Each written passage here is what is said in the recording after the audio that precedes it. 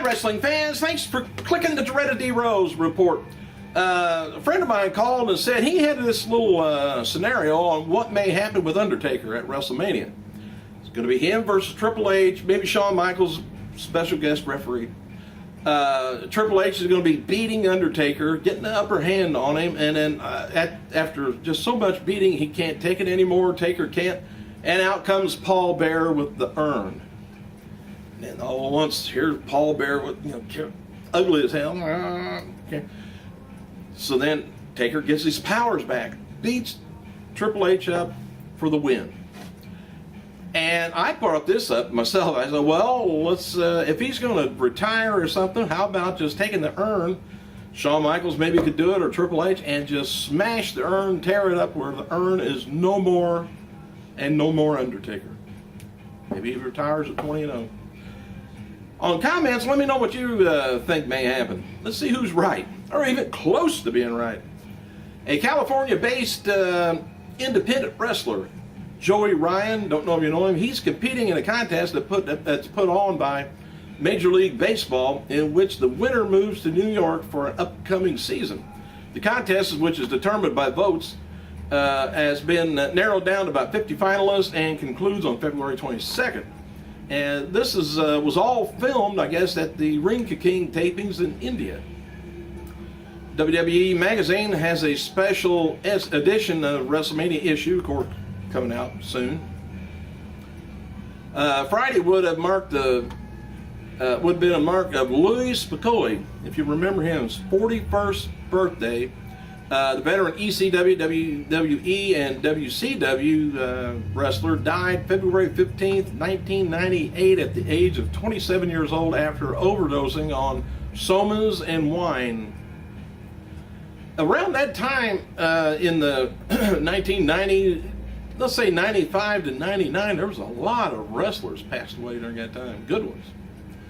R-Truth, who avoided serious injury by suffering a brutal fall Monday on Raw, competed at Thursday's Raw live taping in Abu Dhabi. Jack Swagger defeated R-Truth and The Miz in a triple threat match to retain the U.S. Championship. Never fear, he's okay. Chris Jericho his band Fozzy is currently working on a new album, and band members are going to be getting together in Atlanta City, Atlanta, Georgia, that is, next week to record. Anyway, Fozzy's next album is expected to due out before the end of 2012. Kofi Kingston picked up a win over Chris Jericho at yesterday's Raw taping in Abu Dhabi. The match was described as one of the best on the show. After it was over, Jericho came back into the ring and laid out Kofi. WWE has confirmed Lita will be appearing on the new Edge DVD that comes out soon by posting a video preview on their website. Lita also last year said that she was filming some interviews for WWE Edge DVD, and she was apparently not lying to us. Here's the final card for TNA's Against All Odds pay-per-view. If you're going to get it, let me know, or at least let me know what you thought about it. TNA World Heavyweight title is going to be Storm, Ray, Hardy, Rude versus each other. TNA Tag Team match is going to be Samoa Joe, Magnus taking on Matt Morgan and Crimson. TNA X Division title is going to be Alex Shelley versus Austin Aries. And TNA Knockout title match is going to be Tara versus Gail Kim. Number one contenders match, Zema Ion taking on Jesse Sorensen. Garrett Bischoff with Hulk Hogan is going to be taking on Gunner with Eric Bischoff. Kazarian takes on AJ Styles just for the hell of it. And happy birthday to former WWE Diva and current TNA Knockout Lisa Barone, or Tara or Victoria. 41 years old, and former GHC Junior Heavyweight Tag Champion Tajiri Ashimori, 29. Also, this would have been the birthday of World Class Heavyweight Champion Gentleman Chris Adams, 57 years old, he would have been, and Steve Austin's best friend, one of his best friends, and former WWF, ECW, and WCW wrestler Louis Spicolli, 41. On this day, the world lost two big wrestling personalities. First, in 1984, WWE Hall of Famer David Von Erich died at just 25 years old. And also in 2003, fellow WWE Hall of Famer Mr. Perfect Kurt Henning died at the age of 44. And Henning began his career in AWA and wrestled as Cool Kurt Henning. And The Rock was asked about professional wrestling in several media interviews this week. And here's some of the highlights on the Chicago Tribune. It says, "Is it true you're involved with wrestling?" Duh. He says, "Yes. I quietly retired 8 years ago from WWE, and I went on when I was on top to focus on acting, but I'm getting back into the ring one more night in April, and it's a goal of creation to make the biggest match of all times. Also, I'm training extra hard right now." John Cena versus Kane at Last Man Standing match is being advertised for WWE live events after WrestleMania 28. Including April 9th Raw show in DC. So that tells me they're going to have a feud for quite a while, he and Kane. A lot of disqualifications, I guess, coming up. All right, former WWE star Tajiri Smash Promotions in Japan has announced it will be shutting down in March. Tajiri added that the promotion is costing due to issues between management.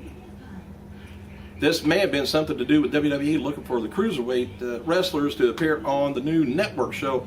Nothing's confirmed, but Tajiri could be appearing on that show. And according to the Nevada State Athletic Commission, former Strikeforce champion Nick Diaz tested positive for marijuana, following his controversial loss to Carlos Condit at this past weekend's UFC 143 event.